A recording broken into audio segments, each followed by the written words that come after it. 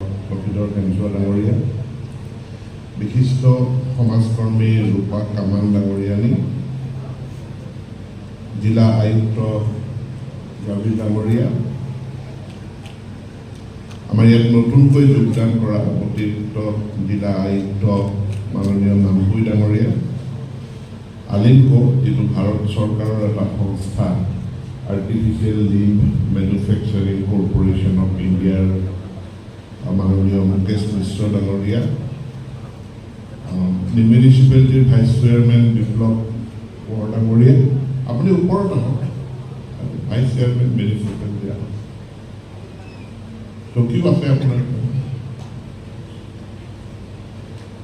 বিপ্লৱ কোঁৱৰ ডাঙৰীয়া আৰু আমাৰ ছ'চিয়েল জাষ্টিছ এণ্ড এম্পাৱাৰমেণ্ট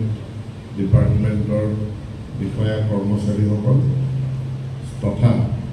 উপস্থিত ৰাইজ আৰু আজিৰ হিতাধিকাৰী দিব্যাংগজন সকলোকে মোৰ ফালৰ পৰা নমস্কাৰ। মই প্ৰথমে ভাৰতবৰ্ষৰ প্ৰধানমন্ত্ৰী নৰেন্দ্ৰ মোদীক ধন্যবাদ জনাইছোঁ যে তেখেতে সমাজৰ প্ৰতিটো বৰ্গ প্ৰতিটো অংশৰ মানুহক মানৱীয় মৰ্যাদা সহকাৰে তেওঁ সন্মান প্ৰদৰ্শন কৰি আমাৰ মাজত যাক আগতে মানুহে বিভিন্ন শব্দ ব্যৱহাৰ কৰিছিল, কোনোবাই কৈছিল শাৰীৰিকভাৱে অক্ষম,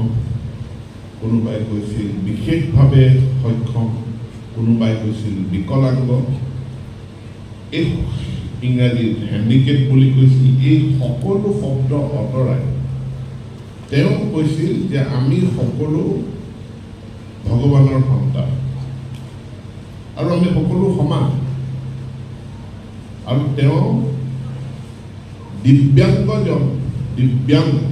এই শব্দটো প্ৰয়োগ কৰিছিল আৰু আমাক সকলোকে মানা কৰিছিল যে বাধাগ্ৰস্ত অক্ষম এই শব্দবিলাক ব্যৱহাৰ কৰিবৰ কাৰণে।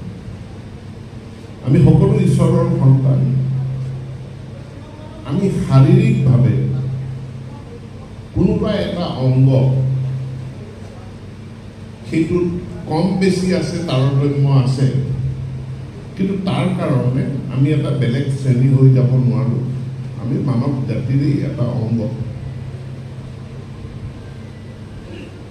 যদি আমি ভালকৈ চাওঁ, আমি আমাৰ জীৱনত কেতিয়াও আমাৰ নাই